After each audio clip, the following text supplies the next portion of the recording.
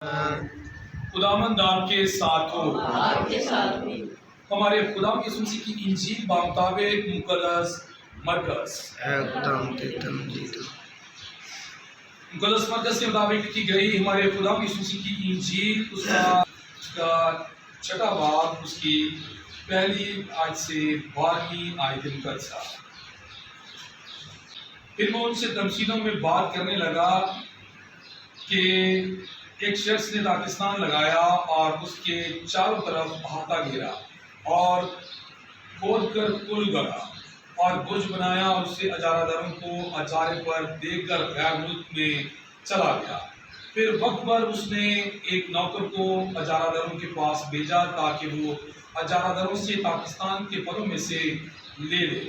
انہوں نے اسے پکڑ کر پیٹا اور خالی ہاتھ لوٹا دیا۔ اس نے دوبارہ ایک اور نوکر کو ان کے پاس بھیجا۔ انہوں نے اس کا سر پھوڑا اور اس کو بھیج دیا۔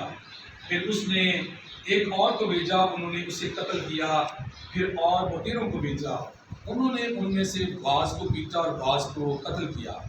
اب اس کو ایک اور باقی تھا، اس کا بیٹا، اس کا پیارا۔ آخر اس نے اسے ان کے پاس یہ کہہ کر بھیجا کہ وہ میرے بیٹے کا لحاظ تو کریں گے۔ لیکن ان باغبانوں نے آپس میں کہا، یہی وارث ہے، آؤ ہم اسے قتل کر ڈالیں تو میراث سماری ہو جائے گی۔ اور انہوں نے اسے پکڑا اور قتل کر کے پاکستان کے باہر پھینک دیا۔ پس پاکستان کا مالک کیا کرے گا؟ وہ آئے گا اور ان باغبانوں کو ہلاک کر کے پاکستان اور اجارہ داروں کو دے دے گا۔ کیا تم نے یہ نوشتہ بھی نہیں پڑھا کہ جو پتھر بیماروں نے رد کیا وہی کونے کے سرے کا ہو گیا؟ یہ خداوند کی طرف سے ہوا اور ہماری نگاہوں میں تعجب انگیز ہے۔ تاب اسے پکڑنے کی کوشش کرنے لگے، مگر وہ عوام سے ڈرتے تھے، کیونکہ وہ سمجھ گئے تھے کہ اس نے یہ تمثیل ہمارے ہی حق میں کہی ہے۔ پس وہ اسے چھوڑ کر چلے گئے۔ انجیل جلیل کے وسیلہ سے ہم سب کی خطائیں معاف کی جائیں۔ مسیح خدا میرے عزیز بھائی بہنوں، آج عالمی سطح پر ماحولیات کے دن کو منایا جا رہا ہے۔ ہمارے ارد گرد کا جو نظام یا خط و خال ہوتی ہے وہ ماحول کہلاتا ہے۔ ہمارے آس پاس جو کچھ ہوتا ہے تو وہ ماحول کہلا رہا ہوتا ہے۔ مثال کے طور پر ہم سالک ٹاؤن میں رہ رہے ہیں، سالک ٹاؤن میں جو کچھ واقعات ہیں وہ ایک ماحول کہلاتا ہے۔ اور اسی طرح ہم پول آباد کے بارے میں بھی جانتے ہیں، اسی طرح ابن مریم کے بارے میں بھی جانتے ہیں، اور اپنے آس پاس کے تمام علاقہ جات کے بارے میں جانتے ہیں۔ اس ماحول کو آپ بخوبی سمجھ سکتے ہیں، اور یہ مجھ پر اور آپ پر فرض ہوتا ہے کہ ہم اپنے ماحول کو کیا بنائیں؟ بہتر سے بہترین بنائیں۔ یہ ہر ایک انسان کی ذمہ داری ہے۔ اگر ہم اس بات کو جانیں کہ دنیا جو ہے یہ ایک بہت بڑا سیارہ ہے، لیکن اس کے ماحول کو برقرار رکھنے کے لیے ہمیں زیادہ سے زیادہ درخت اگانے کی ضرورت ہے، زیادہ سے زیادہ صفائی رکھنے کی ضرورت ہے، زیادہ سے زیادہ قاعدے قوانین پر عمل کرنے کی ضرورت ہے۔ تو آج کا یہ عالمی دن ہم اس بات کے لیے دعوت دیتا ہے کہ ہم اپنے آس پاس کے ماحول کو بہتر بنانے کے لیے صفائی ستھرائی اور اپنے قاعدے قوانین کا احترام کریں۔ مسیح خدا میں میرے عزیز بھائی بہنوں، آج کی پہلی تلاوت جو توبیہ کی کتاب سے لکھی ہے، جس میں ہم نے توبیہ کی نیکوکاری کے بارے میں سنا ہے۔ اس کی نیکوکاری یہ تھی کہ جو کچھ اسے فرصت ہوتی، جو کچھ اسے توفیق ہوتی، تو وہ خدا کی حضوری میں لاتا اور ان لوگوں میں بانٹ دیتا جو محتاج اور ضرورت مند کہلاتے تھے۔ آج کی پہلی تلاوت ہم اس بات کے لیے دعوت دے رہی ہے کہ ہمارے پاس جو توفیق ہے ہم دوسروں کے لیے اپنی مٹھی کو کھولیں۔ جبکہ آج کی جیل پاک میں ہم نے سنا ہے کہ خدا نے ایک بڑی خوبصورت تمثیل پیش کی ہے، جس میں خدا نے ایک پاکستان لگایا اور اس میں کولو گاڑا اور اس میں ہر چیز کو مہیا کیا۔ اس کے بعد کیا کیا کہ اسے اجارہ داروں کو دے دیا، ٹھیکے پر دے دیا، اور ان سے عہد و پیمان کیا کہ جب میں وقت پر آؤں یا بھیجوں کسی کو تو اس کے ساتھ کیا کرنا، اسے جو میرا ہوگا مجھے دینا، اور جو تمہارا ہوگا تم رکھنا۔ کلام میں خدا مسیح فرماتے ہیں کہ جو خدا کا ہے وہ خدا کو دو، اور جو کیسر کا ہے وہ کیسر کو دو۔ آج کی پہلی تلاوت میں بھی ہمیں یہی کہا گیا ہے کہ اپنی دیا یکیاں، اپنی شکرگزاریاں خدا کی حضوری میں توبیہ لایا کرتا تھا، اور وہ نیکی کاری کی زندگی بسر کر رہا تھا۔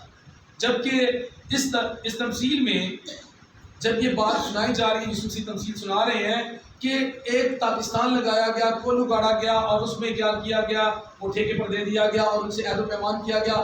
جب مالک نے کیا کیا کہ وقت پر آ کر اپنے بندے کو بھیجا کہ جاؤ ان سے جو میرا بنتا ہے لے کر آؤ، انہوں نے اسے کیا کیا، مارا، پیٹا اور بیزت کر کے کیا بھیج دیا۔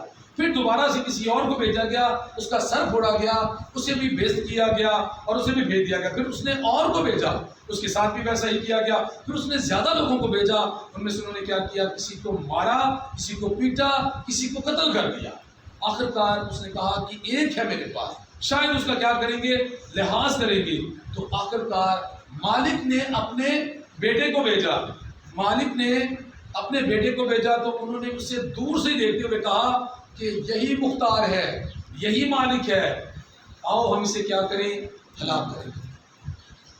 پھر جب انہوں نے اسے ہلاک کیا تو پھر خدا فرما رہے ہیں کہ جب مالک خود آئے گا تو ان اجارہ داروں کے ساتھ کیا کرے گا، وہ انہیں کیا کرے گا، پکڑے گا، ہلاک کرے گا اور انہیں وہاں ڈال دے گا جہاں رونا اور دانتوں کا بجنا اور پیسنا ہوگا۔ یہ تمثیل جب یسوع مسیح سنا رہے تھے تو کچھ لوگوں کی آنکھیں کھل گئی، اور وہ کون تھے، فقی، فریسی، یہودی، صدوقی، یہ سارے وہاں پر موجود تھے، اور انہوں نے کہا کہ یہ ساری تمثیل تو تمہارے حق میں کہتا ہے، اور واقعی یسوع مسیح نے ان کے حق میں یہ بات کہی تھی، کیونکہ اس تمثیل میں پاکستان کوئی اور نہیں ہے، پاکستان جو ہے یہ دنیا کے لوگ ہیں اور یہ دنیا داری کے لوگ ہیں۔ یہ دیکھیں گے پاکستان کس نے لگایا ہے، خدا نے۔ مثال کے طور پر پہاڑ کس نے بنائے، خدا نے بنائے۔ چرند پرند درند نباتات، یہ درخت، یہ پھول پتیاں کس نے بنائی، خدا نے بنائی۔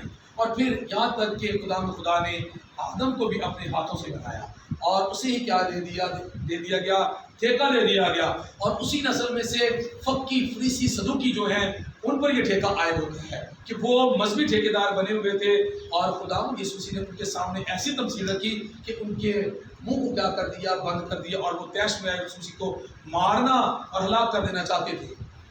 مسیح خدا میں میرے عزیز بھائی بہنوں، اس تمثیل میں خدا مسیح نے اپنے بارے میں بتایا ہے کہ خالق کون ہے، خدا ہے، باپ خالق ہے، اور یسوع مسیح کیا ہے، اس کے مالک ہیں۔ کیونکہ یسوع مسیح نے فرمایا کہ خدا کی طرف سے یہ بات کہی جاتی ہے کہ زمین کا اور آسمان کا کل اختیار کس کے پاس ہے، میرے پاس ہے۔ آج یہ تمثیل میں مختاری کے بارے میں بتایا گیا کہ یسوع مسیح نے کہا کہ بھائی جو بیٹا آیا تو اس نے مجھ سے بھی کیا کر دیا جو مختار کہلاتا تھا، کیونکہ انہوں نے کیا کہا، انہوں نے کہا کہ یہی مختار ہے، یہی مالک سے آئے، ہم کیا کریں، ہلاک کریں۔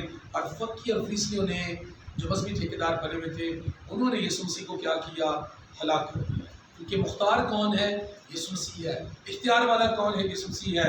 اس کا اختیار ایسا ہے کہ وہ آسمان اور زمین کا بھی، اور ساتھ ہی ساتھ کہتا ہے کہ زمین اور آسمان کا کل اختیار میرے پاس ہے، عدالت کا سارا اختیار کس کے پاس ہے، میرے پاس ہے۔ تو آئیں، آج کی یہ انجیل پاک ہمیں اس بات کی دعوت دیتی ہے کہ وہ مذہبی ٹھیکیدار جو خدا کا تھا وہ خدا کو دینے کے لیے تیار ہی نہیں تھے۔ آئیں ہم خدا کا جو ہے پہلی تلاوت کے مطابق جو خدا کا ہے وہ خدا کو دیں، اور جو کیسر کا ہے وہ کیسر کو دیں۔ اور آخری آیت میں لکھا ہوا تھا کہ وہ سارے طیش میں آ گئے، کیونکہ ساری تفسیر تو ہمارے حق میں کہتا ہے۔ اکثر اوقات ایسا ہوتا ہے کہ جب خدا کے خادمین یا خدا کے لوگ کسی کلام کو پیش کر رہے ہوتے ہیں تو اکثر لوگوں کے دلوں پر وہ چوٹ لگ رہی ہوتی ہے، انہیں سمجھ آ رہی ہوتی ہے کہ شاید یہ تو میرے بارے میں بات کی جا رہی ہوتی ہے، کیونکہ یسوع مسیح نے بھی جو تمثیل سنائی وہ ساری کی ساری ان اجارہ داروں کے حق میں جاتی تھی، مذہبی ٹھیکیداروں کے حق میں جاتی تھی۔ آئیں ہم خدا کے کلام کی باتوں کو سمجھیں اور اسے خوشی کے ساتھ قبول کریں۔ جہاں ہمیں خدا کا کلام تربیت دیتا ہے ہم اسے خوشی کے ساتھ قبول کر رہے ہیں۔ خدا مجھے اور آپ کو یہ توفیق دے کہ ہم ایسا کر کے خدا کے نام کو جلال دے سکے۔ مسیح ہمارے خدا کے وسیلہ سے آمین۔